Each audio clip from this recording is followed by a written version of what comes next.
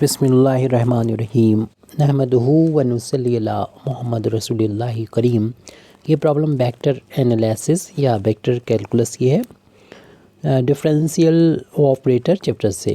With capital F यानी F vector is equal to X by Z I cap plus 3x² Y J cap plus X Z square minus Y square Z के cap find divergence of vector F. तो हमको सबसे पहले तो given जो value है F की value लिख लेना चाहिए। उसके बाद हमने फाइंड करना है डाइवर्जेंस ऑफ एफ इसके सॉल्यूशन में। तो डाइवर्जेंस का मतलब होता है कि ये जो डेल ऑपरेटर होता है, डेल वेक्टर ऑपरेटर, उसके साथ इस एफ़ का डॉट प्रोडक्ट, यानी क्लियर सी बात है दो वेक्टर का डॉट प्रोडक्ट एक स्केलर क्वांटिटी मिलेगी। और डेल ऑपरेटर की वैल्यू हम लोग जानते हैं, इसकी वैल्यू होती है I cap del over del X plus J cap del over del Y plus K cap del over del Z. Dot product लिया जाएगा एफ़, और एफ़ की वैल्यू हमारे पास ये लिखी हुई है x by Z I cap plus का 3x² वाई जे कैप और प्लस इसके बाद हम लोग यहाँ पर ये लिख रहे हैं value x Z square minus Y square Z के कैप। तो यहाँ पर देख रहे हैं कि दो ये वेक्टर्स दे रखे हैं, इनका डॉट प्रोडक्ट करना है। तो डॉट प्रोडक्ट में हम लोग जानते हैं आई के कोफिशिएंट का मल्टीप्लिकेशन हो जाता है। लेकिन यहाँ पर ये ना सिर्फ कोफिशिएंट है बल्कि ऑपरेटर भी हैं। ये ऑपरेटर था, डेल ऑपरेटर था, और ये ऑपरेटर्स हैं, तो इसलिए ये ऑपरेट होंगे इस पर। सिंपल सा मल्टीप्लिकेशन नहीं है, यानी डेल ओवर डेल एक्स जो होगा वो ऑपरेट होगा आई का जो कोफिशिएंट है वो आई के कोफिशिएंट पर एक्स बाई जेड पर।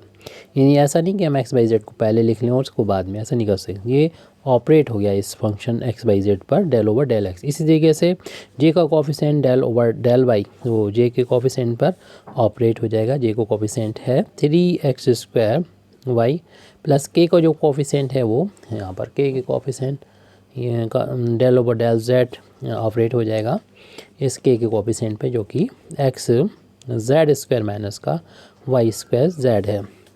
अब यहाँ पर x के लिए y और z कांस्टेंट है, इनको बाहर ले लेंगे और सिर्फ डिफ्रेंशिएशन, क्योंकि पार्शियल डिफ्रेंशिएशन है डेल ओवर डेल x, और x के लिए y और z कांस्टेंट है, इसको डिफ्रेंशिएशन से इनटू में है तो उसे बाहर ले लिया, सिर्फ x का ही डिफ्रेंशिएशन करना होगा। प्लस इसी तरीके से यहाँ पर y के लिए हमारा x कांस्टेंट है, 3 एब्सोल्यूट कांस्टेंट है, एब्सोल्यूट कांस्टेंट है, तो 3x² को बाहर ले लेंगे, डिफ्रेंशिएशन सिर्फ हमें y का करना होगा। प्लस नेक्स्ट टर्म में ये दो टर्म है, तो इन दोनों टर्म का अलग अलग डिफ्रेंशिएशन करना होगा। डिफ्रेंशिएशन की हम लीनियर प्रॉपर्टी का यूज़ करेंगे और इस ऑपरेटर को इन दोनों टर्म पर अप्लाई कर देंगे। Del over del z x Z square minus del over del z y square z square, आप चाहें डायरेक्ट भी कर सकते हैं। वाई जेड और एक्स का एक्स के रिस्पेक्ट में डिफ्रेंशिएशन 1 होता है, 3x² और वाई का वाई के रिस्पेक्ट में डिफ्रेंशिएशन 1 होता है।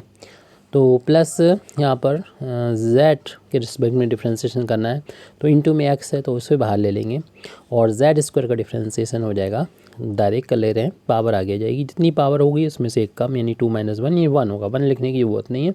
माइनस फिर हम जब z के रिस्पेक्ट में डिफ्रेंशिएशन कर रहे हैं partially with respect to z, तो z के लिए y² कांस्टेंट होगा, इसे बाहर ले लेंगे और z का z के रिस्पेक्ट में डिफ्रेंशिएशन 1 के इक्वल होता है। 1 का इस yz में इंटू करेंगे तो हमें मिल जाएगा वाई जेड, और प्लस 1 का एक्स 3x² में इंटू करेंगे तो 3x² आ जाएगा। प्लस इस ब्रैकेट की हमें अभी ज़रूरत नहीं है, 2 को पहले लिख दें, 2x या zx कुछ भी लिख सकते हैं आप, और माइनस y² का 1 में इंटू होगा, y² आ जाएगा। इस तरीके से अपनी ये प्रॉब्लम यहाँ पर कंप्लीट हो जाती है। Thank you very much Indeed for listening me व आखिर दावाना अल्हम्दुलिल्लाहि रब्बिल आलमीन।